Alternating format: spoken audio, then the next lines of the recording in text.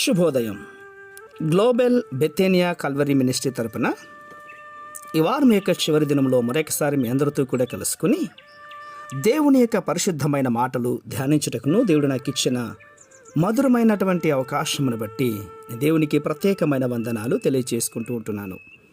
ఈరోజు కూడా పరిశుద్ధమైన వేద గ్రంథంలో నుండి మరొక చక్కటి మాటను చదువుకుందాం. ఎఫెసీయులకు రాసిన పత్రిక 4వ అధ్యాయము 15వ వచనాన్ని నేను చదువుతున్నాను. దయచేసి గమనించండి. ఎఫెసీయులకు రాసిన పత్రిక 4వ అధ్యాయము 15వ వచనము. ప్రేమ కలిగి సత్యము చెప్పుచు క్రీస్తు వలె నుండుటకు మనమన్ని విషయములలో ఎదుగుదుము. దేవునికి స్తోత్రం. ప్రియులారా, ఒక చిన్న విషయాన్ని మీకు గుర్తు చేస్తాను. ఆఫ్రికా దేశమునకు ఒక ఆయన సువార్త చెప్పడానికి వెళ్ళాడట. ప్రియులారా, 2000 సంవత్సరాల క్రితం ప్రభు అయిన యేసుక్రీస్తు వారు ఈ లోకంలోనికి వచ్చి ఈ లోకంలోని వారిపై అధికమైనటువంటి ప్రేమను చూపించారు.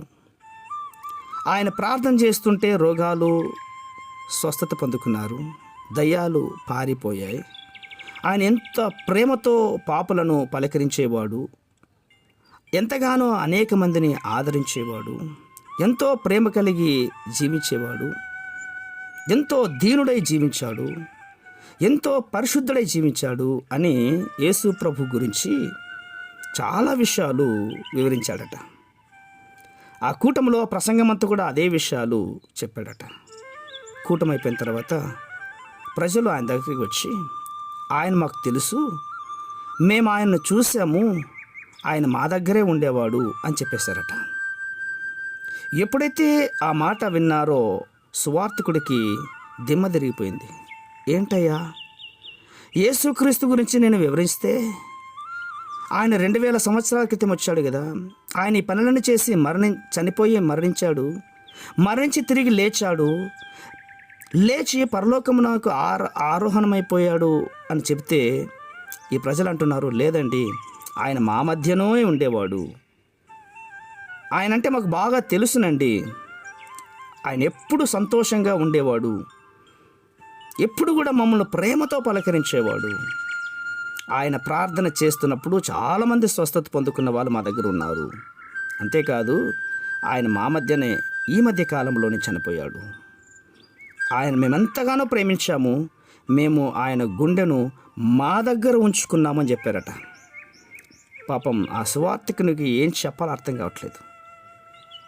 సరే, ఆయన గుండెని ఎక్కడ ఉంచుకున్నారు అంటే, రండి చూపిస్తామని చెప్పేసి ఆ సువార్తికును తీసుకుని వెళ్ళి ఒక సమాధిని చూపించారు.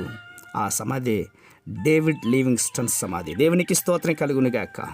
అవును ప్రియులారా, డేవిడ్ లివింగ్స్టన్ ఆఫ్రికా దేశంలో ఆ అరణ్యవాసుల మధ్య క్రీస్తులాగా జీవించాడు. అక్కడి వారిలో యేసుక్రీస్తును చూడగలిగేలా ప్రసంగాలు చేశాడు. క్రీస్తుకు కలిగినటువంటి గుణగణములను వారి మధ్యలో పంచుకున్నాడు. ఎన్నో ప్రసంగాలు, ఎన్నో బోధలు చేశాడు. అవును, ఆయన వెళ్తూ వెళ్తూ వారికి క్రీస్తు వలె ఒక మాదిరి కలిగిన జీవితాన్ని ప్రకటించి వెళ్ళిపోయాడు. నా ప్రియ సహోదర సహోదరులారా, ఈరోజు నీ జీవితంలో అనేక మందికి ఇలాంటి యొక్క క్రీస్తును చూపించగలిగిన మనస్సు నీకుందా?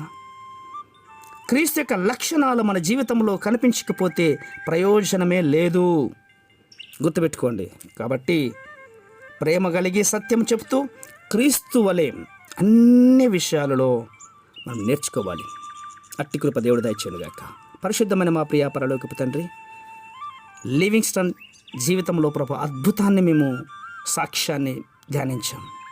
ఆ డేవిడ్ లివింగ్స్టన్ యొక్క సమాధిని బట్టి ఆ ప్రజలు ఎంతగానో సంతోషిస్తున్నారు. ఈరోజు మా అందరి జీవితంలో మేము జీవిస్తున్న జీవితాన్ని, మీకు మాదిరి కలిగిన జీవితాన్ని జీవించేటట్లుగా సహాయం చేయండి.